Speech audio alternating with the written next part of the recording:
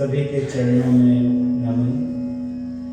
और आप सभी वैष्णवों से प्रार्थना है कि आप सभी वैष्णव आशीर्वाद दें जिससे भगवान की कथा हो सके। भगवान की कथा वैष्णवों के आशीर्वाद से ही संभव है। जो वैष्णव आशीर्वाद देते हैं, गुरुदेव सेवा में लगाते हैं, तो भगवान की कथाएं होती हैं। बहुत सारे शास्त्र हैं, आप लोगों ने सुना होगा। श्री रामायण जी है, श्री रामचरितमानस है, भगवत गीता है, महाभारत है, और एक शास्त्र है श्रीमद् भागवतम, जिसे भागवत पुराण कहा जाता है। आप लोगों ने सुना होगा कि भागवत पुराण के ऊपर कथा होती है, 7 दिन की कथा की जाती है। तो ये तो संभव नहीं है कि 7 दिन में पूरी कथा को समझाया जा सके। मूलतः सुखदेव गोस्वामी जी ने ये कथा परीक्षित महाराज जी को सुनाई थी 7 दिनों में, लेकिन उन्होंने संस्कृत के श्लोक गाए हैं, संस्कृत के श्लोकों को सुनाया था। तो 18,000 श्लोकों को उन्होंने 7 दिनों में सुना दिया। और जब कोई व्याख्याकार, कथाकार कथा को कहता है तो उन श्लोकों की व्याख्या करता है, समझ में आने वाली भाषा में, इंग्लिश में, हिंदी में या अलग अलग भाषाओं में, जिस भाषाओं के श्रोतागण बैठे हों उस भाषा में उसकी व्याख्या की जाती है। तो ये संभव नहीं है कि 18,000 श्लोकों की व्याख्या 7 दिनों में की जा सके। यदि अच्छे से व्याख्या की जाए, क्योंकि 7 दिन लगातार तो कथा हो नहीं रही है।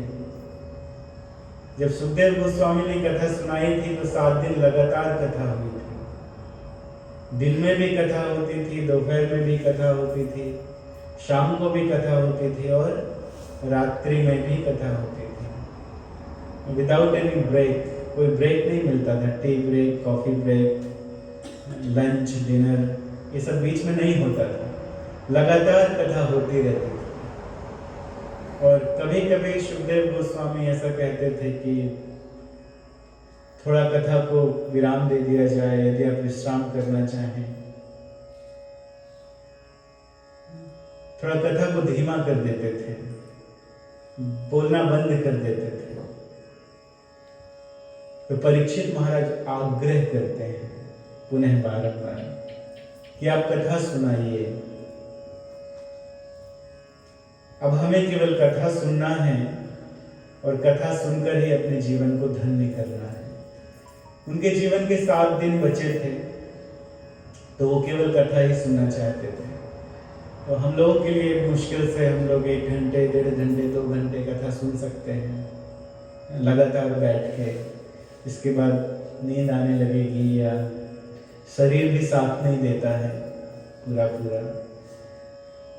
तो इसीलिए 2 घंटे में 1-2 श्लोकों की व्याख्या ही की जा सकती है, क्योंकि ये व्याख्या करना है। यदि हम संस्कृत का कोई श्लोक सुना देंगे तो वैसे भी समझ में नहीं आएगा। तो व्याख्या करना है, तो 1-2 श्लोकों की अच्छे से व्याख्या की जा सकती है। तो समय के अनुसार, समय को ध्यान में रख के और कम शब्दों में इस श्रीमद् भागवतम को समझाया जाता है। व्याख्याकारों के द्वारा, कथाकारों के द्वारा समझाया जाता है। तो जैसा पहले आपसे कहा कि गुरु की कृपा के बिना यह संभव नहीं है, तो इसलिए गुरुदेव को नमन जो हमें भगवान की सेवा में लगाते हैं। यदि आप कोई पूजा इत्यादि भी करते हैं घर में, तो पहले आप गुरुदेव को प्रणाम करते हैं, गुरु जी को प्रणाम करते हैं और गुरु जी से कहते हैं कि आप हमें सेवा में लगाइए। मंत्र भी है जो वैष्णव जन, ब्राह्मण जन पढ़ते हैं कि श्री गुरु परमानंद प्रेमानंद फलप्रदा ब्रजानंद प्रदानंद सेवायाम माम नियोज्य। कि हे गुरुदेव हमें आप भगवान की सेवा में लगाइए।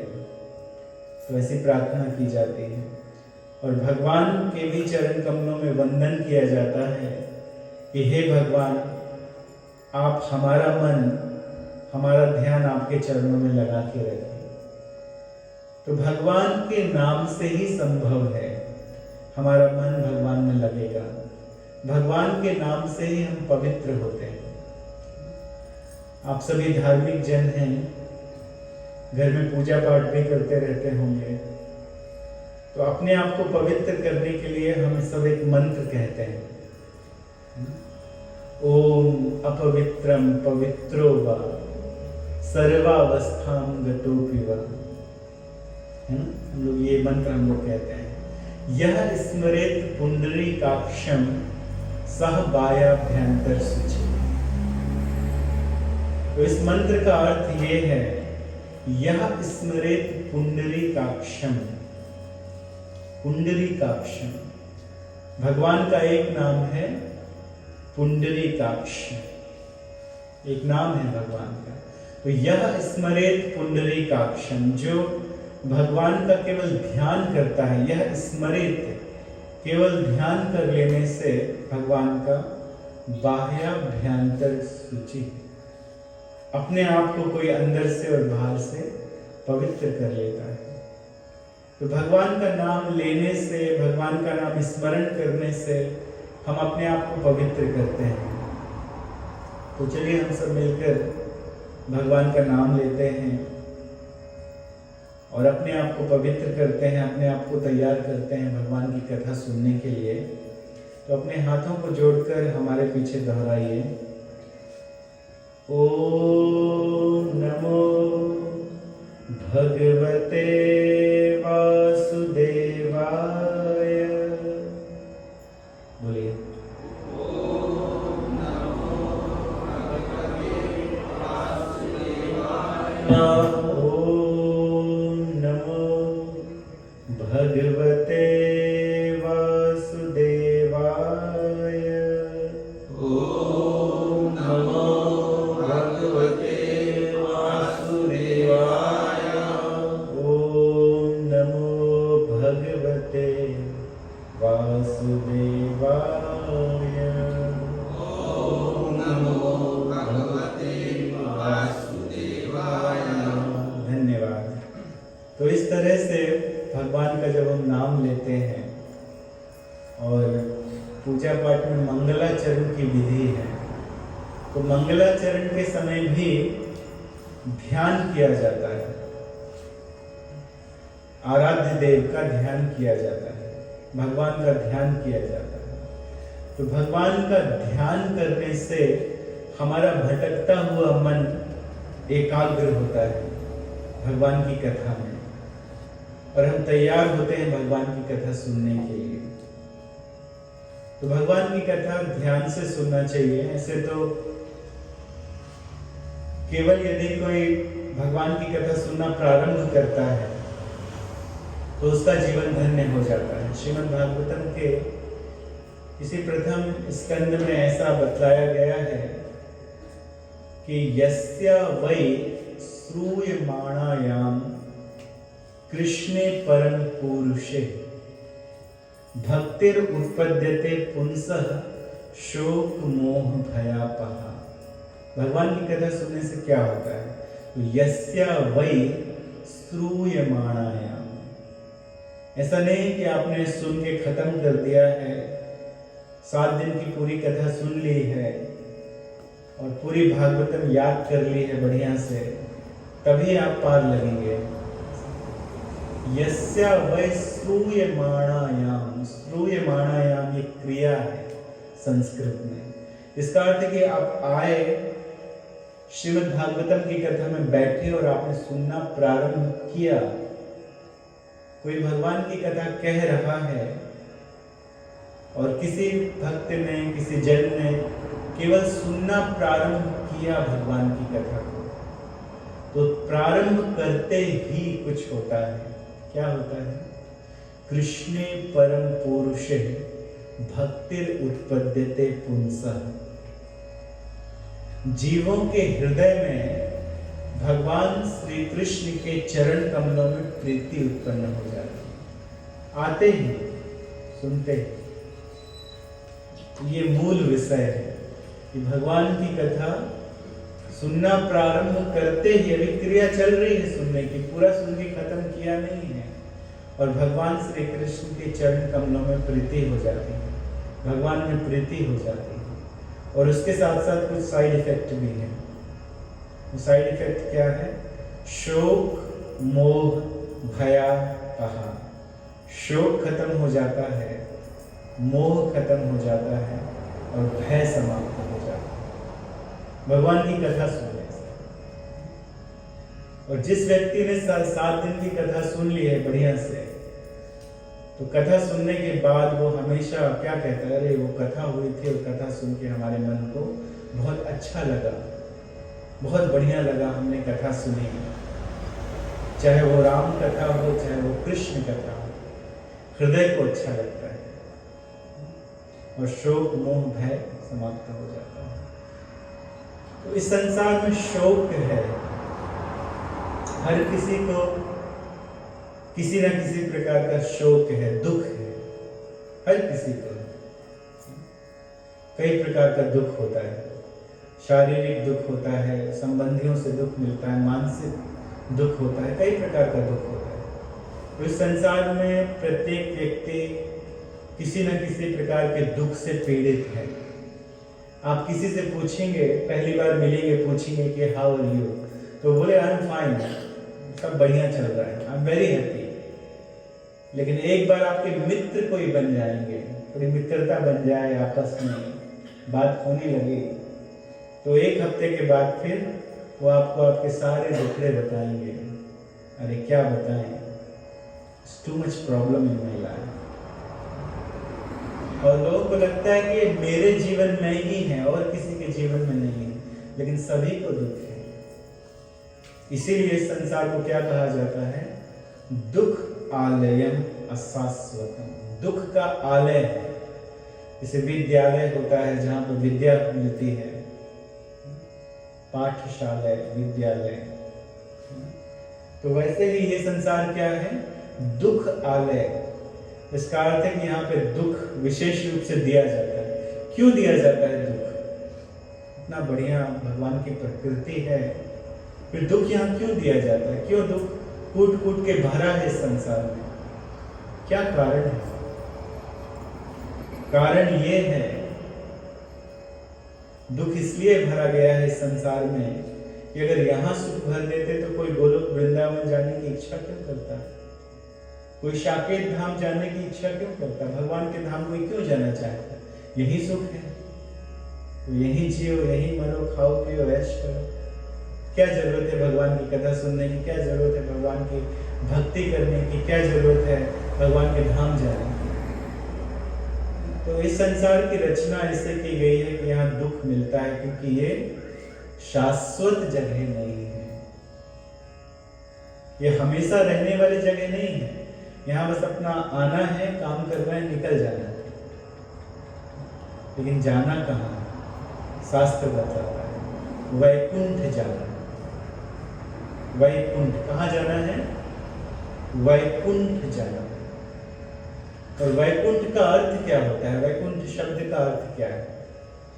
वैकुंठ का अर्थ है कि जहां पर किसी प्रकार की कुंठा नहीं, किसी प्रकार का दुख दर्द नहीं, उस जगह को वैकुंठ कहते हैं। जहां प्रॉब्लम्स नहीं, उस जगह को क्या कहते हैं? वैकुंठ कहते हैं। इसलिए भगवान का एक नाम है वैकुंठ। श्री कृष्णचंद्र जी का, श्री रामचंद्र जी का एक नाम है वैकुंठ, क्योंकि जब कोई उनकी शरण में आ जाता है तो तुरंत कुंठा खत्म हो जाती है, तुरंत प्रॉब्लम्स खत्म हो जाती है। इसलिए भगवान का भी नाम है वैकुंठ। तो ये जगत शाश्वत नहीं है। कभी कभी लोग प्रश्न करते हैं कि प्रभु जी, आप हमेशा कहते हैं कि भगवान में मन लगाओ, लगता नहीं है। मन हमारे परिवार में लगा रहता है, संबंधियों में लगा रहता है, और पैसे कमाने में, धन कमाने और जब तक भगवान की भक्ति करेंगे नहीं तब तक आनंद आएगा नहीं, आनंद मिलेगा नहीं। तो क्यों भगवान ने ऐसा हमें बनाया है कि हमारा मन नहीं लग रहा है भगवान के चरण कमल में? क्यों नहीं भगवान ने कुछ ऐसा जादू कर दिया कि जब से हमने जन्म लिया हमारा मन भगवान में लगा रहता है?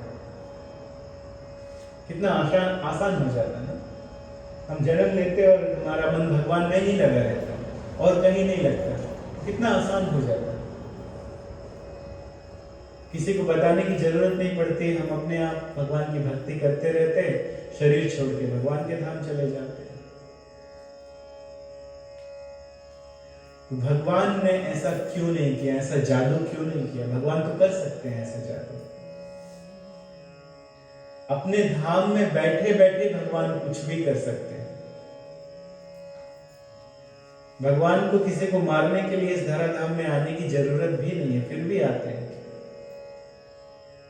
तो ऐसा जादू भगवान ने क्यों नहीं किया? इसलिए नहीं किया क्योंकि भगवान हमसे प्रेम करते हैं। और यदि कोई किसी से प्रेम करता है तो उसमें जबरदस्ती नहीं होती है ना। यदि कोई किसी से प्रेम करता है तो उसको स्वतंत्रता देता है। ऐसा नहीं है कि कोई पुरुष किसी स्त्री के पास जाए और उसके यहाँ पे गन रख के कहे you have to love me otherwise I will kill you. तो ये कैसा प्रेम है? अगर कोई सही में किसी स्त्री से प्रेम करता है और पता चल जाए कि वो किसी दूसरे को अपना पति बनाना चाहती है, तो यदि सही में प्रेम है तब तो बोलेगा ठीक है तुम जाओ शादी कर लो, तो खुश रहो। और कोई गन लेके आ जाए कि नहीं अब तो मैं मार ही दूंगा तुमको, तो ये प्रेम नहीं। तो भगवान भी जबरदस्ती नहीं करते हैं। भगवान फोर्सफुली प्रेम नहीं चाहते हैं भक्तों से, भगवान स्वतंत्रता देते हैं। इसलिए भगवान ने इंडिपेंडेंस दे दिया है लोगों को। तो कुछ ने भगवान को स्वीकार कर लिया और कोई स्वीकार नहीं किया। तो जिसने स्वीकार कर लिया है, ऐसा नहीं कि उनके जीवन में दुख नहीं आते हैं, आते हैं। उनके जीवन में भी दुख आते हैं, लेकिन उनको दुख का आभास नहीं होता है, या कम दुख उनका आभास होता है। भक्त भी कभी कभी कहते हैं अरे इतनी भक्ति करते हैं, इतना माला जप करते हैं, इतना मंदिर जाते हैं, इतना प्रसाद चढ़ाते हैं, लेकिन फिर भी हमारे साथ ऐसा क्यों हुआ? भक्ति भी कहते हैं। लेकिन भगवान भक्तों को बहुत कम कष्ट देते हैं। जैसे मृत्यु सबकी आती है, मृत्यु सर्व हर्ष चाहूं, और मृत्यु सबकी आने वाली है, सभी एक दिन जाएंगे। कोई चाहता नहीं है मरना, लेकिन मरना सबको पड़ेगा। तो मृत्यु आती है सबकी। जैसे बिल्ली, सबने देखा होगा, बिल्ली देखी है ना सबने? बिल्ली चूहे को भी पकड़ती है उन्हीं नुकीले दांतों से। उन्हीं दांतों से बिल्ली चूहे को पकड़ती है और उन्हीं दांतों से अपने बच्चे को उठा के एक स्थान से दूसरे स्थान में ले जाती है। देखा होगा आप लोगों ने, देखा है? जब चूहे को पकड़ती है तो क्या होता है? हाँ, चूहा तड़पता है, चे चा करता है, जान निकल जाती है।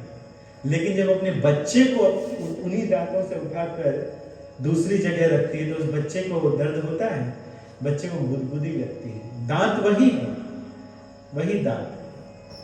तो प्रॉब्लम्स भक्तों को भी आते हैं, प्रॉब्लम्स सांसारिक लोगों को भी आते हैं।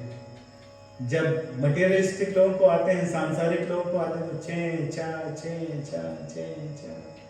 अरे ये हमारे साथ ही क्यों हुआ?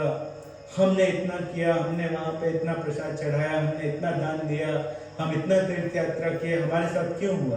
जब भक्तों को आती है, शरणागत भक्तों को आती है, तो शरणागत भक्त क्या कहते हैं कि भगवान इसमें आपकी कृपा है। श्रीमद् भागवतम का ये केवल एक भाग है, ऐसे 18 भाग है, केवल पहला भाग। तो इस भाग में कुंती महारानी की शिक्षाएं हैं। किसकी शिक्षाएं हैं? कुंती महारानी की। कुंती महारानी कौन है? पांडव की पत्नी है और 5 पांडवों, पांडु महाराज की पत्नी है और 5 पांडवों की माता है। युधिष्ठिर, भीम, अर्जुन, नकुल, सहदेव इनकी माता है। बहुत प्रसिद्ध स्त्री है कुंती महारानी, बहुत विद्वान है। कभी कभी माता जी लोगों को शिकायत रहती है कि हम लोगों को निकृष्ट क्यों समझा जाता है। प्रभु जी लोग ये आहुति देते हैं, पंडिताई करते हैं और स्त्रियों को कहते हैं कि ढोल गवार शूद्र पशु नारी सकल ताड़ना के अधिकारी, ऐसा कहते हैं। कभी कोई शिकायत होती है स्त्रियों को। खैर उसकी मीनिंग अलग है, वर्ड टू वर्ड मीनिंग नहीं ले सकते हैं, लेकिन हमें बहुत अच्छा उदाहरण बताते हैं स्त्रियों के सम्मान का जो पहले से दिया गया है। इस श्रीमद् भागवतम में सबसे पहली प्रार्थना, बहुत सारी प्रार्थनाएं हैं श्रीमद् भागवतम में। ध्रुव महाराज की प्रार्थना है, प्रहलाद महाराज की प्रार्थना है, भीष्म स्तुति है, बहुत सारी प्रार्थना है, ब्रह्मा जी की स्तुति है, गोपियों की स्तुति है। सबसे पहली प्रार्थना किसकी रखी गई है? सबसे पहली प्रार्थना कुंती महारानी की। और कुंती महारानी एक स्त्री है, तो स्त्री को भी बहुत बड़ा दर्जा दिया गया है हमारे वैदिक साहित्य में, यदि वो भगवान की भक्त हो। कुंती महारानी के जीवन में जैसे दुख आए वैसे दुख की हम कल्पना भी नहीं कर सकते हैं। हम लोगों के किसी के जीवन में वैसे दुख नहीं आए जैसे दुख कुंती महारानी के जीवन में आए। श्रीमद् भागवतम में बताया गया है, विशान महाग्ने पुरुषाद दर्शना असत सभाया वनवास कृच्छत मृधे मृधे नेक महारथास्त्रित द्रोणिस्ततश्चास्म हरिर्भिरक्षित। बहुत बड़े बड़े दुख आए, बहुत बड़े बड़े दुख आए, साधारण लोग उसकी कल्पना भी नहीं कर सकते। एक तो उनके पति मर गए थे, किसी साधु के श्राप से। जब वो अपने बच्चों को लेकर आई हस्तिनापुर तो उनको ठीक से उनको स्वागत नहीं किया गया। उन्हीं के राज्य में उनको कहा गया कि हम कैसे मान लें कि ये आपके पुत्र हैं, कैसे मान लें कि ये पांडु पुत्र हैं, ऐसा कह दिया गया। इतनी बड़ी बात तो कह दी गई। उसके बाद बच्चों को जहर दिया गया, छोटे से थे, भीम को जहर दिया गया। 5 पांडवों को जला देने का प्रयत्न किया गया माता के साथ। लाक्षागृह, बड़े बड़े राक्षस आए थे उस जंगल में खा जाने के लिए, लेकिन किसने रक्षा की? भगवान ने रक्षा की। जहां भी रक्षा हुई तो किसने रक्षा की? भगवान ने रक्षा की। असत सभाया, असत सभा में जहां पे पांडु पुत्रों का सब कुछ छीन लिया गया, इंद्रप्रस्थ छीन लिया गया और द्रौपदी की लाज छीनी जा रही थी, उसकी साड़ी उतारी जा रही थी, बहुत सारे लोगों के सामने उसके वस्त्र उतारे जा रहे थे, निवृत्त किया जा रहा था। ये बहुत बड़ा दुख है। द्रौपदी कौन है? द्रौपदी अग्नि से उत्पन्न हुई, एक बहुत बड़े राजा थे जिनका सामना कोई दूसरा नहीं कर सकता। द्रुपद महाराज, उनकी पुत्री, धृष्टद्युम्न की बहन। वो पत्नी किसकी है? 5 पांडवों की पत्नी है जिनको विश्व में कोई दूसरा परास्त नहीं कर सकता है। शिवजी भी प्रसन्न हो गए थे अर्जुन से युद्ध करके कि तुम्हारे जैसा योद्धा तो मैंने दूसरा नहीं देखा। इंद्र के बगल में बैठ के आए थे स्वर्ग जाके अर्जुन, इंद्र के बगल में बैठे। और युधिष्ठिर महाराज जिन्होंने कभी जीवन में झूठ नहीं बोला, हम लोगों पे तो ऐसी बात है कि कोई ऐसा घंटा नहीं जाता जिसमें हम झूठ नहीं बोलते, है ना? कोई ऐसा घंटा नहीं बीतता जिसमें हमने झूठ ना बोला। लेकिन युधिष्ठिर महाराज जीवन में कभी असत्य नहीं बोले, कभी असत्य नहीं बोलते। उनका रथ जमीन से ऊपर चलता था। क्यों? कभी जीवन में उन्होंने झूठ बोला? यमराज के वो अंश हैं, धर्मराज के अंश हैं। भीम जैसा योद्धा गदाधर,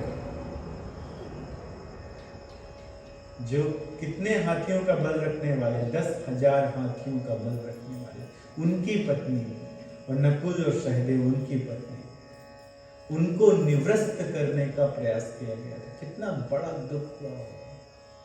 इतनी महान स्त्री, और वो भी जब वो रजस्व वाला थे, उसको बाल से खींच कर लेकर आया गया। इतना महान दुख। और जब ये बात पता चली कुंती महारानी को, तो कितना दुख हुआ। वो मेरी बहू,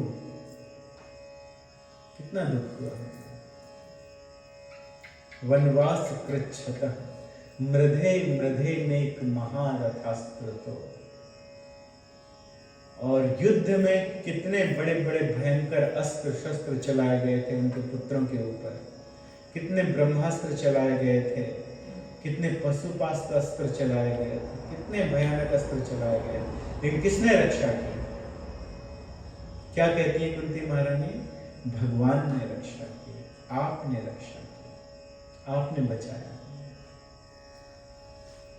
द्रोणाचार्य का पुत्र, उसका नाम था अश्वत्थामा, उसने उत्तरा के गर्भ को नष्ट करने के लिए एक ब्रह्मास्त्र छोड़ा था। उत्तरा के गर्भ को नष्ट करने के लिए। गर्भवती स्त्री को कितने ध्यान से रखा जाता है। बोला जाता है पुराने पेड़ के नीचे मत बैठो, है ना, ओशन के पास मत जाओ, क्यों? वहां राक्षस रहते हैं पानी में, और पुराने पेड़ में भूत प्रेत रहते हैं, वहां मत जाओ। बोला जाता है सीढ़ी मत चढ़ो। जब गर्भवती स्त्री एक सीढ़ी चढ़ती है तो बच्चे को ऐसा लगता है जैसे पहाड़ चढ़ाया जा रहा है। सीढ़ी उतरती है तो बच्चे को लगता है जैसे पहाड़ से फेंक दिया गया, जो बच्चा अंदर है। तो गर्भवती स्त्री को संभाल के रखा जाता है। उसकी सास इत्यादि कहती है कि बैठो तुम, मैं बना लूंगी खाना इत्यादि, जो भी करना है, आराम करो।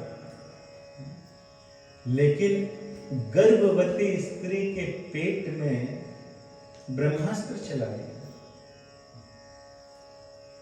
कुंती महारानी इस बात को भी याद करके कहते हैं कि भगवान केवल आपने रक्षा की।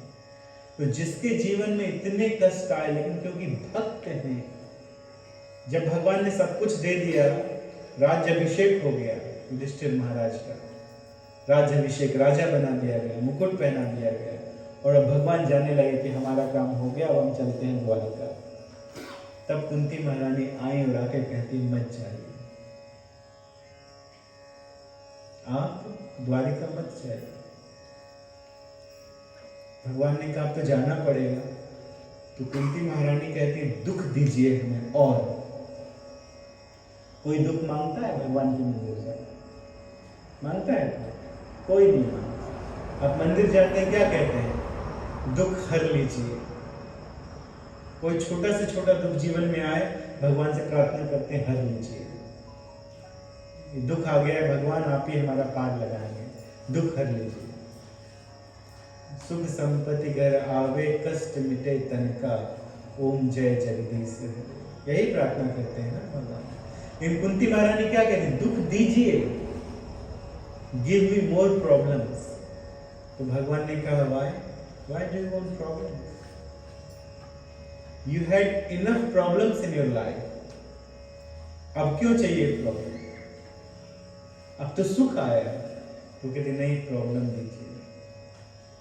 भगवान ने कहा क्यों? तो कुंती महारानी कहती हैं जब दुख आए तो आप आए, आपके दर्शन हुए, और अब सुख आ गया है तो आप जा रहे हैं। तो ऐसे सुख किस काम के जहां आप ना हो। इससे अच्छा हमें दुख दीजिए, क्योंकि दुख में आपका दर्शन होता है, और आपके दर्शन का ये गुण है कि भवसागर का दर्शन नहीं है। कुंती महारानी कहती हैं, विपदः संतु न सस्वतत्र तत्र जगत गुरु भवतो दर्शनम यस्यात् अपुनर्भव दर्शन। आपके दर्शन का ये गुण है कि इस भव संसार का दर्शन दोबारा नहीं होगा, इसलिए आप में दुख दीजिए।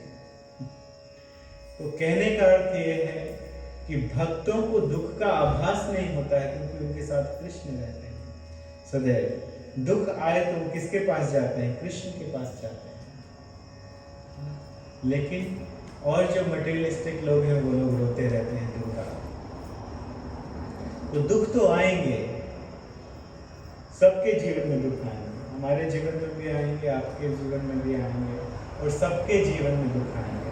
एक ही उपाय है, विपदा में साथी एक देवकी के लाल। विपत्ति में साथी कौन है? एक देवकी के लाल, और कोई नहीं, और कोई नहीं, एक भगवान ही साथी हमेशा। तो इन शास्त्रों को सुन के पढ़ के हमें पता चलता है कि सभी जगह दुख है। स्वर्ग लोक में भी दुख है, नीचे के लोकों में भी दुख है। नीचे 7 लोक है, 14 भुवन कहते हैं ना, 14 भुवन, अतल वितल सुतल तलातल रसातल महातल पाताल। नीचे, ऊपर भू भू भू भुव स्व मह जन तप सत्य, ये ऊपर के लोग।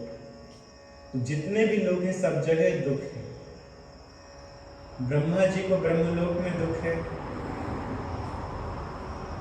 इंद्र को स्वर्गलोक में दुख है, और नीचे भी दुख है।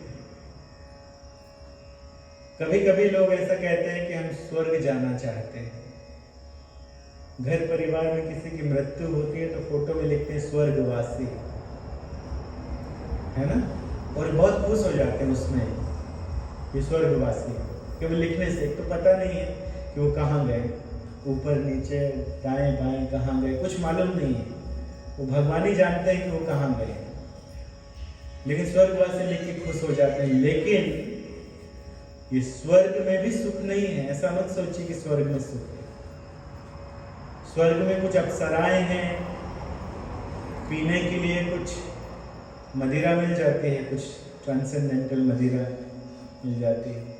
यहाँ भी लोग पीते हैं, नगोना पीते हैं, ट्रांस में चले जाते हैं उसके बाद तो वहाँ भी कुछ मिलता है पीने के लिए, लेकिन वहाँ पर एक मीटर है। एक तो वहाँ जाता कौन है? जिसने पुण्य कर्म किए, जिसने पुण्य कर्म किए हैं वो जाता है। जिसने पुण्य भी किए हैं पाप भी किए हैं वो यहीं रह जाता है, जिसके बराबर है पुण्य कर्म और पाप कर्म। झूठ भी बोला है और सच भी बोला है, दान भी दिया है, मंदिरों में पूजा की है, जिसके पुण्य पाप दोनों बराबर है वो यहाँ रह जाता है।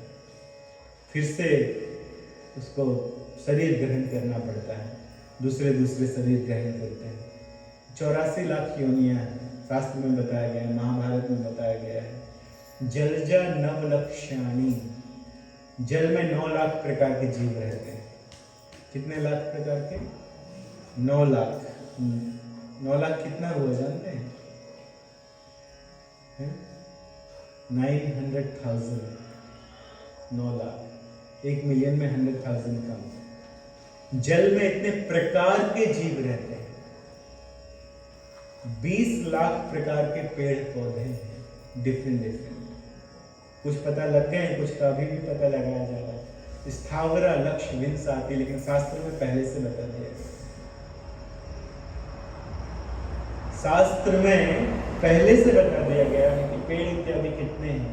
किसी साइंटिस्ट को यदि रिसर्च करना हो तो पहले लिख ले कि 20 लाख हैं, उसके बाद फिर एक स्पीसीज को लाके बताते जाए कि ये स्थावरा लक्ष्य विंसाति क्रमयो रुद्र संख्या कहा, और 11 लाख प्रकार के क्रमी हैं। जमीन में रेंगते हैं, जमीन में चलते हैं, रेंगते हैं। 11 लाख। पक्षिणाम 10 लक्षण, 10 लाख प्रकार के पक्षी हैं।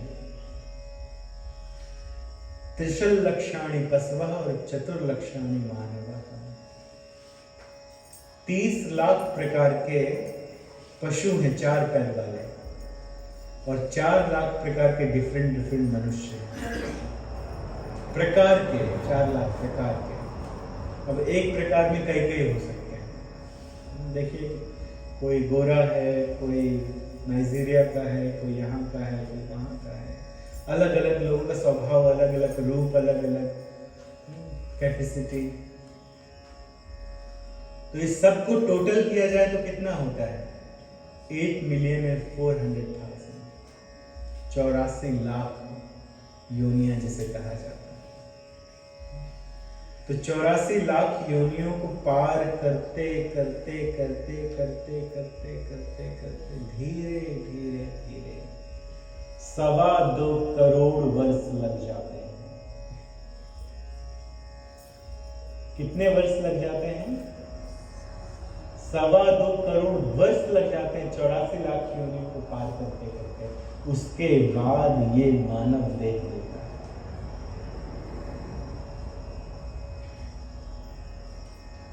तो कितना कठिन है मानव देह का मिलना। 2.25 करोड़ वर्ष के बाद मानव देह, और ये मानव देह यदि मिल गया और हमने क्या किया, केवल आहार निद्रा भय मैथुनम च सामान्य में तद पशुभि नराणाम, तो हम में और जानवरों में अंतर क्या है? जानवरों में और मनुष्यों में क्या अंतर है, क्या समानता है? दोनों में क्या समानताएं हैं, पहले ये बताइए। जानवरों में और मनुष्यों में क्या समानताएं हैं? सिमिलरिटीज क्या क्या है, बताइए आप लोग में। दोनों भोजन करते हैं, आहार, दोनों भोजन करते हैं, और दोनों सोते हैं, निद्रा, और दोनों बच्चे पैदा करते हैं, क्रिएशन करते हैं, वो भी एक। और दोनों डरते हैं, पशु भी डरते हैं और मनुष्य भी डरते हैं। दोनों में ये चीजें बराबर है। आहार, खाने के लिए हो सकता है हम डाइनिंग टेबल में बैठकर खाएं, और पशु कहीं भी खा लेंगे, फुटपाथ में खा लेंगे, लेकिन खाने के बाद पेट दोनों का भरेगा ना, दोनों को वही आनंद आएगा, दोनों को उसके बाद झपकी लगेगी खूब खा लेने के बाद। तो आहार, भले हम डाइनिंग टेबल में बैठ के खाएं और पशु फुटपाथ में खाएं, खाने के बाद दोनों का पेट भरता है। निद्रा, पशु फुटपाथ में सो जाते हैं और हम लोगों को स्लीपी हेड बेड चाहिए, या हम लोगों को डनलप का गद्दा चाहिए। लेकिन एक बार सो गए तो फिर आनंद बराबर आएगा सोने का। कभी कभी हम लोग थके होते हैं, जब थके होते हैं तो कहाँ सो जाते हैं? कहीं भी सो जाते हैं। तो सोने के बाद भी पता चलता है कि गद्दे में सोए कि फुटपाथ में सोए। तो एक बार थक गए तो कहीं भी निद्रा आ जाती है। इंडिया में देखिए, ट्रेन में लोग भरे होते हैं, जगह नहीं होते, और खड़े खड़े पकड़े पकड़े सोते हैं। खड़े खड़े सोने की कल्पना कर सकते हैं? तो केवल 900,000 लोग हैं, बहुत जगह है, बहुत जगह, कहीं भी सो सकते हैं। इंडिया में देखिए कितने लोग हैं, एक एक सिटी में 20-20, 30-30 मिलियन लोग हैं। तो बस वो ट्रेन में खड़े खड़े ही सो गए।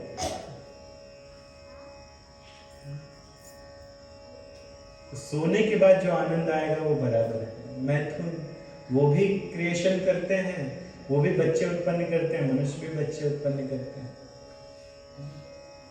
और भय, हम लोग अपनी रक्षा करने के लिए घर में ताला लगाते हैं, इलेक्ट्रिक गेट बनवाते हैं, दीवार बनवाते हैं बढ़िया से, और पशु अपने पंजों से रक्षा कर लेते हैं, अपनी चोंच से रक्षा कर लेते हैं, अपने दांतों से रक्षा कर लेते हैं अपनी।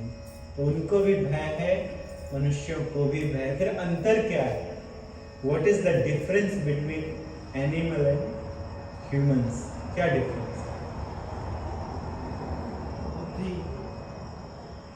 बुद्धि। आपने बया देखा? बया एक पक्षी है, चिड़िया है बया। बया का घोंसला देखा है?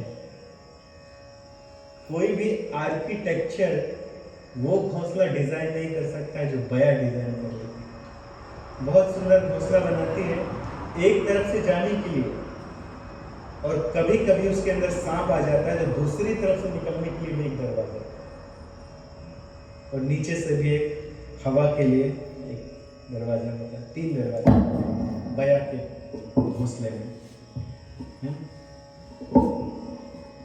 तो बुद्धि उनके पास भी है,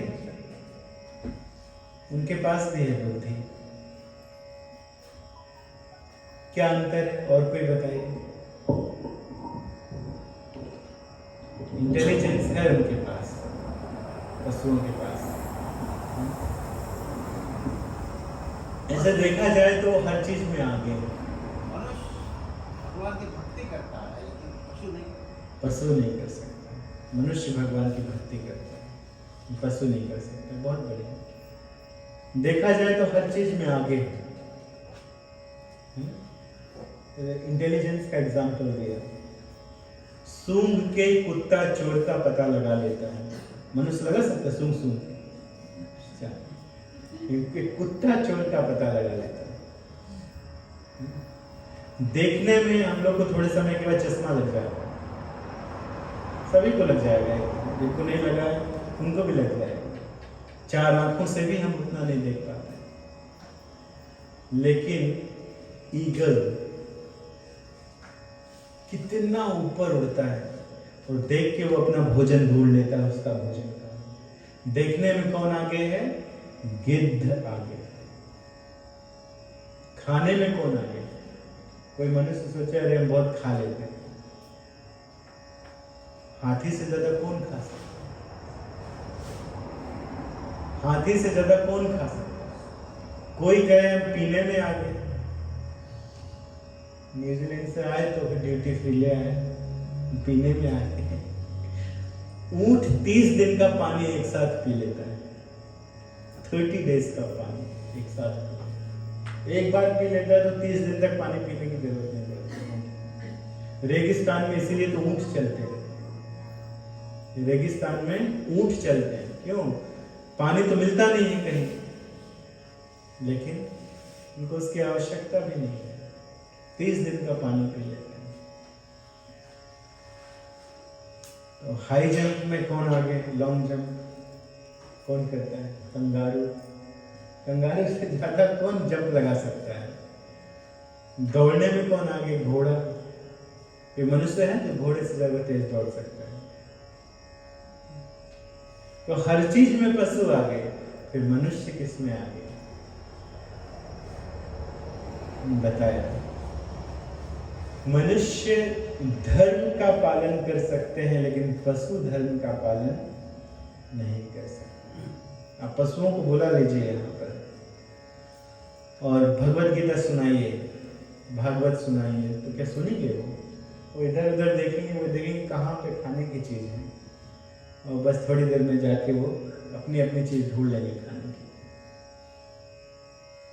लेकिन आप लोग देखिए बैठे हैं, सुन रहे हैं, ये पशु नहीं कर सकते। तो एक विशेष प्रकार की इंटेलिजेंस कब ठीक होता है? एक विशेष प्रकार की इंटेलिजेंस मनुष्य को दी गई है जिसके द्वारा वो धर्म का आचरण कर सकते हैं समझ के। पशु को आप कितनी भी भगवत गीता सुनाइए, कुछ भी कर लीजिए, लेकिन हो सकता है अज्ञात सुकृति हो जाए, लेकिन वो धर्म का पालन नहीं करेगा।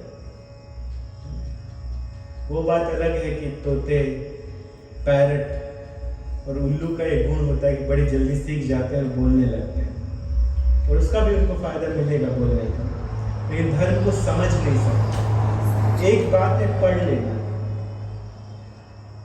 बुक ले लिया, पढ़ लिया, याद कर लिया, और दूसरी बात है उसकी अनुभूति होना, उसका रियलाइजेशन होना, वो एक अलग बात। किसी से सुन लिया, पता हो अरे हमें सब मालूम है, क्या जानना, हमें सब मालूम है। कथा में जाने की क्या आवश्यकता, हम जानते हैं, जानते होंगे ठीक है, लेकिन अनुभूति होना एक अलग बात। इसलिए भगवद गीता में क्या कहा गया है, ज्ञानम विज्ञान सहितम यज्ञात्वा मोक्षस्य सुखात्। ये जो भगवद गीता का ज्ञान है, भागवतम का ज्ञान है, कैसा है, ज्ञानम विज्ञान सहितम, ये विज्ञान के साथ में, अनुभूति के साथ में। यदि कोई इसको जान लेता है तो उसकी अशुभ से उसका छुटकारा हो जाता है, उसको मुक्ति मिल जाती है, अशुभ से वो निकल जाता है। अशुभ क्या है, जन्म मृत्यु जरा व्याधि दुख दोषान दर्शन, यही अशुभ है। तो हम बता देते कि अगर स्वर्ग भी जाएंगे तो वापस आना पड़ेगा, स्वर्ग जाके भी वापस आना पड़ेगा, इस संसार में दुख भोगना पड़ेगा। वहां पे मीटर लगा हुआ है हमारे पुण्य कर्मों का, और जैसे ही मीटर वो खत्म होता है, वहां से सीधे सशरीर लोग गिर जाते हैं, इस संसार में टपक जाते हैं। बीच में यक्षों के लोग हैं, तो यक्ष वो शरीर को खाते हैं, लिटरली खाते हैं। ऐसी जगह जाना चाहेंगे आप जहां से सीधे टपक जाएं और फिर आपके शरीर को कोई खाएगा नहीं? आप लोग नहीं जाना चाहेंगे जंगलों में, यहाँ तो खैर जंगलों में जा सकते हैं, न्यूजीलैंड में भी जंगलों में घूम सकते हैं, कोई खाएगा नहीं। इंडिया के जंगलों में जाके देखिए, ऑस्ट्रेलिया के जंगलों में जाके देखिए, और अफ्रीका में चले जाइए, केवल हड्डियां मिलेंगी सुबह में और कुछ नहीं मिलेगा। तो कौन चाहता है वहां जाना? कोई नहीं चाहता। तो स्वर्ग जाना क्यों चाहते हैं? अपने पूर्वजों को फिर स्वर्ग क्यों भेजना चाहते हैं, जब वहां से भी टपकना है और वहां भी यक्ष इत्यादि खाएंगे उस शरीर को? फिर कहां जाना है? वैकुंठ जाना। भगवद गीता में स्पष्ट लिखा हुआ है, स्पष्ट लिखा हुआ है श्रीमद् भगवद गीता में कि भगवान का धाम ऐसा धाम है, यद गत्वा ना निवर्तन्ते तद धाम परमम मम। भगवान कहते हैं मेरा धाम परमम मम, मेरा धाम ऐसा धाम, यद गत्वा एक बार पहुंच गए तो ना निवर्तन्ते, तो वहां से निकलना नहीं है, वहीं रहना है, वहीं आनंद है सब प्रकार का, कोई दुख नहीं, न जन्म है, न मृत्यु है, न जरा है और न व्याधि है, बुढ़ापा भी नहीं है और बीमारियां भी नहीं है। भगवान के धाम से आए, 16 साल के रहते हैं, 16 से 17 साल के नहीं होते हैं, और भगवान के सारे परिकर भी वैसे ही रहते हैं। भगवान की माताएं, भले आपको जो टीवी में जो टीवी सीरियल वगैरह आते हैं उसमें शायद बता दिया जाए कि मैया यशोदा के बाल सफ़ेद हो गए, देवकी के बाल सफ़ेद हो गए, नंद बाबा के बाल सफ़ेद हो गए, दशरथ जी के बाल सफ़ेद हो गए, लेकिन ऐसा होता नहीं है। भगवान से जितने भी संबंधित लोग हैं वो भी 16 साल के ही रहते हैं।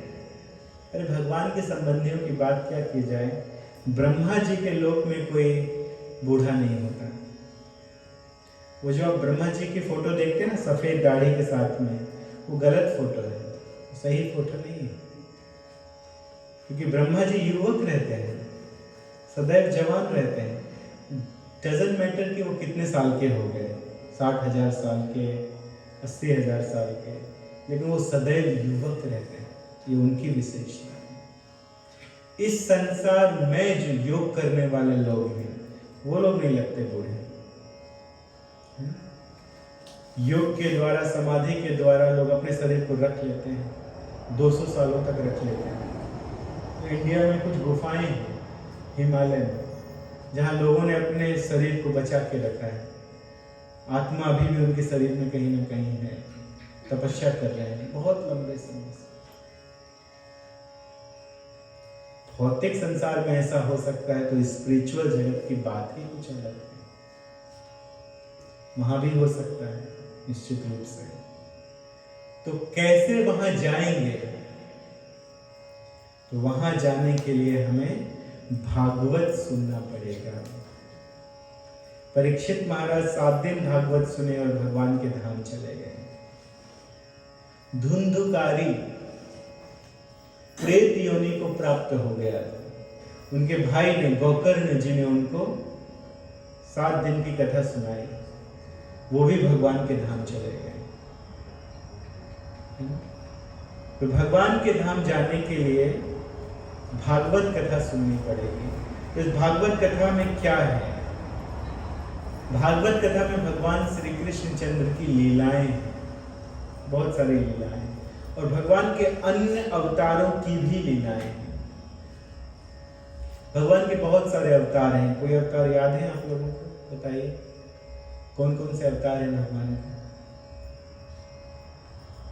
कृष्ण स्वयं भगवान है, ऐसा पहले ही स्कंद में भगवान ने लिखा है। भगवान के विषय में लिखा गया है भगवान के द्वारा ही, क्योंकि भगवान के ऐसे उच्च शास्त्रों को भगवान ही लिपिबद्ध कर सकते हैं। इसमें बताया गया है कि एते चांस कला पुंसः कृष्णस्तु भगवान स्वयं इंद्रारि व्याकुलं लोके मृडयन्ति युगे युगे। इसका यह अर्थ ये है कि भगवान अलग अलग युगों में अलग अलग रूप में आते हैं, अवतार लेते हैं, लेकिन कृष्णस्तु भगवान स्वयं, कृष्ण स्वयं भगवान है। तो वो भी आते हैं, किसी को मां स्वीकार करते हैं, किसी को पिता स्वीकार करते हैं, लेकिन स्वयं आते हैं, अपने स्वरूप में आते हैं। तो और दूसरे युगों में कौन आता है बताइए? भगवान के दूसरे अवतार कौन है? रामचंद्र जी हैं। और कौन है? और कौन है भगवान के अवतार? वराह अवतार। और कौन से अवतार हैं भगवान के? नरसिंह अवतार है, वामन अवतार है। इस कलयुग के अंत में कल्कि अवतार होंगे, और एक बौद्ध अवतार भी हुआ था भगवान का, बौद्ध अवतार। चैतन्य महाप्रभु आए थे, लेकिन वो अलग है, वो छुप के आए थे, प्रच्छन्न अवतार चैतन्य महाप्रभु। वैसे बहुत सारे अवतार भगवान के हुए, और सब अवतारों की कथा इसमें आती है। धन्वंतरी अवतार समुद्र मंथन के समय, मत्स्य अवतार, ऐसे सारे अवतारों की कथा श्रीमद् भागवतम में आती है। तो भगवान की किसी एक अवतार की कथा को सुन के लोग मुक्त हो जाते हैं। भगवान के एक शुद्ध भक्त की कथा को सुनकर लोग मुक्त हो जाते हैं। जो भगवान के सारे अवतारों की कथा सुन ले, उसके बारे में कहना नहीं क्या। तो कहीं भी यदि सौभाग्य प्राप्त होता है कि जहां भगवान की कथा हो रही हो, श्री राम कथा या कृष्ण कथा हो रही हो, या किसी अन्य अवतार की कथा हो रही हो, तो वहां जरूर जाएं, अवश्य जाएं, और जाके कथा को बड़े ध्यान से सुने। श्री रामचंद्र जी की कथा से हमें शिक्षाएं मिलती है, अपने जीवन को हमें कैसा बनाना है, कैसा हमें आचरण करना है। लेकिन नरसिंह देव जी की लीला को आप आचरण में नहीं ला सकते हैं, है ना? उग्र अवतार है, भक्ति की रक्षा के लिए आए। उनसे प्रार्थना जरूर कर सकते हैं कि हमें प्रहलाद के जैसा भक्त बना दीजिए। उसी तरह से भगवान श्री कृष्ण जी की लीला को आप आचरण में नहीं ला सकते हैं। स्वयं भगवान है, स्वतंत्रता से लीला करते हैं, जो करना होता है वो करते हैं, मर्यादा तोड़ के लीला करते हैं। तो वो केवल लीलाएं हैं श्रवण करके उसका आस्वादन करने के लिए। कृष्ण कथा सुने और आस्वादन करें, उन लीलाओं में रस लें कि वाह कितनी अच्छी कथा है। कैसे श्रद्धा के साथ, श्रद्धा पहली सीढ़ी है भगवान को प्राप्त करने की। प्रथम सीढ़ी गेट है, गेटवे है। गेट जब तक नहीं खुलेगा अंदर कैसे जाएंगे, है ना? तो गेट क्या है? श्रद्धा है, श्रद्धा है। जो बड़े बड़े गुरु हैं वो एजेंट है। एजेंट आपको कहीं अमेरिका जाना हो तो पासपोर्ट लाके देते हैं ना, बनवा के देते हैं। पासपोर्ट क्या है? ये स्क्रिप्चर्स इत्यादि, साधना, नाम जप करना, ये पासपोर्ट है। बिना पासपोर्ट के आप जा सकते हैं एयरपोर्ट? नहीं जा सकते। फिर क्या चाहिए? वीजा चाहिए, वीजा। कृष्ण प्रेम, प्रेम मिल गया भगवान के प्रति तो वीजा हो गया। फिर उसके बाद आप जा सकते हैं, अमेरिका जा सकते हैं, कहीं भी जा सकते हैं। तो श्रद्धा जरूरी है। सबसे पहले श्रद्धा के बिना कुछ नहीं होगा। तो भगवान में श्रद्धा होनी चाहिए। कोई पूजा इत्यादि करते हैं आप, ऐसे ही कर लिए, अरे हमने 500,000 का घर बनाया, पंडित को $50 और दे दो, कोई पूजा कर लो, इंश्योरेंस हो जाएगा घर का। बिना श्रद्धा के कुछ नहीं होगा। श्रद्धा होनी चाहिए। पूजा भी कर रहे हैं तो ब्राह्मण में श्रद्धा होना चाहिए, जिसकी पूजा कर रहे हैं उन आराध्य देव में श्रद्धा होनी चाहिए, और पूजा की प्रोसेस में श्रद्धा होनी चाहिए, तब फल मिलेगा। कुछ गलती भी हो जाएगी तो माफी मिलेगी। ये नहीं कि जैसे ही ब्राह्मण गया ब्राह्मण की निंदा चालू, अरे ये सब पैसा बनाने का धंधा बना लिया है, तो सारी पूजा वहीं खत्म हो गई। कहते हैं ना कि हवन के बाद आपने ऐसा किया तो सब नष्ट हो गया। हवन के बाद जाके हाथ धो लो वो अच्छा है, लेकिन ऐसे हाथ झटकारना नहीं चाहिए। तो वैसे ही पूजा करने के बाद निंदा कर दी भगवान की, पूजा की प्रोसेस की, ब्राह्मण की, तो वो ऐसा करना जैसा है सब नष्ट हो गया। श्रद्धा, यही श्रद्धा, जैसे गन्ने का जूस ले आइए और उसको कढ़ाई में डाल के उसको काढ़िए, क्या होगा? पहले तो पतला रहेगा। श्रद्धा है, काढ़ते रहिए, काढ़ते रहिए, काढ़ते रहिए, काढ़ते रहिए, गाढ़ा होगा धीरे धीरे। बाद में क्या बन जाएगा? गुण। वही गुण प्रेम है हमारा भगवान के साथ। तो साधु संगति में कभी कभी साधु की बातें बड़ी हीट लगती है, उसमें तापमय होती है, लेकिन वही ताप काम करता है हमारी श्रद्धा को गाढ़ा करने के लिए। तभी गुड़ बनता है। जब गुड़ बनेगा तो फिर मजा आएगा, आनंद आएगा गुड़ खाने। वो है कृष्ण प्रेम। ठीक है, आज हम समाप्त करेंगे और कल गुड़ लेकर आइए, श्रद्धा लेकर आइए और कुछ भगवान की कथा करेंगे, श्रीमद् भागवतम की।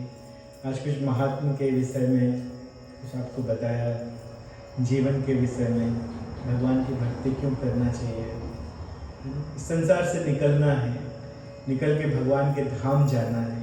लेकिन भगवान के धाम जाना सहज नहीं है। गन्ने का जूस लेके नहीं, गुड़ लेके जाना पड़ेगा। मतलब श्रद्धा गाढ़ी होना चाहिए, ऐसे तो गन्ने का जूस भी चलेगा। भगवान के पास जो लेके जाएंगे वो चलेगा। कुछ नहीं है तो तुलसी दल मात्रेण जलस्य चुलके निवार। यदि कुछ नहीं है तो बहुत भरा पड़ा है फिर भी एक तुलसी का पत्ता लेके जा रहे हैं, तब तो माइजर कहलाओ। लेकिन अगर कुछ नहीं है तो तुलसी दल मात्रेण, एक तुलसी दल लेके चले गए, भगवान के चरणों में लगा दिया, और जलस्य चुलके, और छोटा सा जल अपने चुल्लू में, चुल्लू भर पानी, इतना ही जल ले गए। भगवान हुए भी है प्रसन्न। कैसे प्रसन्न हो गए भगवान? श्री रामचंद्र जी जूठे बेर खा के प्रसन्न हो गए। जूठे बेर लक्ष्मण जी फेंक देते थे, श्री रामचंद्र जी खाते थे। क्यों वो सवेरे प्रतिदिन जाती थी, बेर बटोरती थी, चक चक के जो मीठे थे उनको रखती थी कि मेरे श्री रामचंद्र जी को अच्छे लगे। तो भगवान प्रेम के भूखे हैं। प्रेम से विदुरानी ने छिलका निकाला और केला फेंक दिया। प्रेम से भगवान को देख रही थी, छिलका आगे कर दिया तो भगवान ने छिलका खा लिया। भगवान किसके भूखे हैं? प्रेम के भूखे हैं। द्रौपदी ने थोड़ी सी साग खिलाई और दुर्वासा इत्यादि सारे मुनियों का पेट भर गया। तो भगवान प्रेम के भूखे हैं।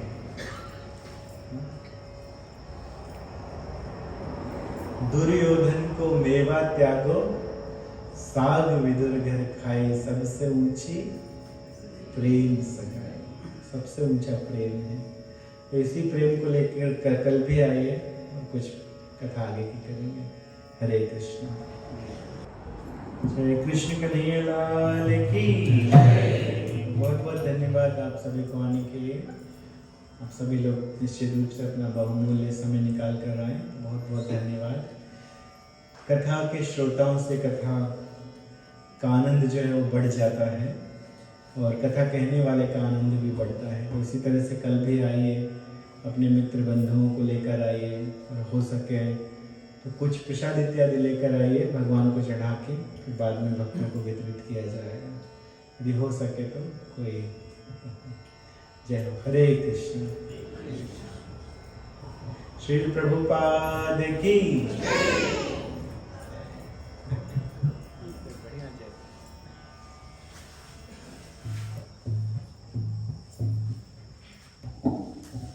हेलो जी हाँ, चले हम ताली बजाकर आज अपने प्रभु जी को धन्यवाद देते हैं जो इतनी सुंदर ढंग से आज की जो कथा हम तक पहुँचाए हुए हैं। हम आज की कथा सुन करके हमारा जो तन मन सब पवित्र हो गया है और कितने खुश नसीब है हम, जबकि आज इतने दूर भारतवर्ष से जो प्रभु जी आए और इतनी सुंदर कथा हम तक पहुंचाए हमारे इस रामलीला मंदिर धाम में। हम आशा करते हैं कि इसी तरह से आप लोग कल भी आने की चेष्टा करें अपने आन पड़ोसियों। आज का तो पहला दिन था, शायद लोग बहुत नहीं जान पाए होंगे कि यहाँ पर ये कथा हो रही है, लेकिन हम आशा करते हैं कि आप लोग कल अपने जो परिवार लोग हैं, आन पड़ोसी है, अपने फ्रेंड्स दोस्तों को ले करके ज़रूर कल यहाँ पर आए और यही आग्रह करें कि चल करके कथा को सुने और अपने तन मन को पवित्र करें। मैं एक बार आप सभी को हृदय से धन्यवाद देती हूँ जो आप लोगों ने इतनी संख्या में अपने चरण को इस पवित्र भूमि पर धरे और आए और बैठ करके कथा सुने। और प्रभु जी को और छोटे से जो बेटे आप सब देख सकते हैं, उन्होंने कितनी सुंदर ढंग से यहाँ पर जो नाल कहते हैं उसे बजाए, उसके लिए हम ताली बजाकर उन्हें धन्यवाद दें। और प्रभु जी को और हमारे जो कलाकार अमित जी को धन्यवाद देते हैं जो कि आज साउंड सिस्टम को लेकर यहाँ पर आए हुए हैं। आप सब जानते हैं अमित जी एक बहुत ही बड़े कलाकार है और आज उनका भी पदार्पण हमारे इस मंदिर धाम में हुआ है और धन्यवाद देती हूँ। आए इसी कारण वो आकर आज कथा भी सुन लिए और सभी को मैं एक बार फिर धन्यवाद देती हूँ। कल आने की चेष्टा करें। सुनने के लिए धन्यवाद।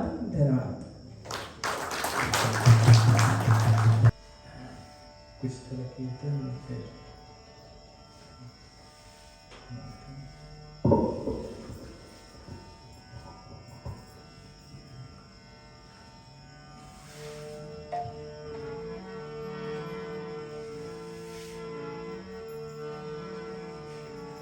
हरे कृष्ण हरे कृष्ण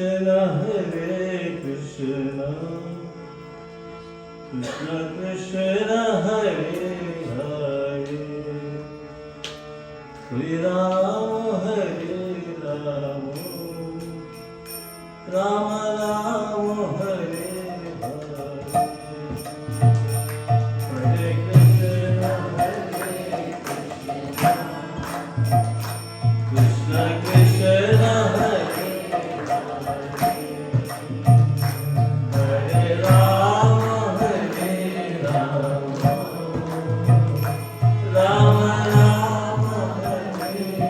Krishna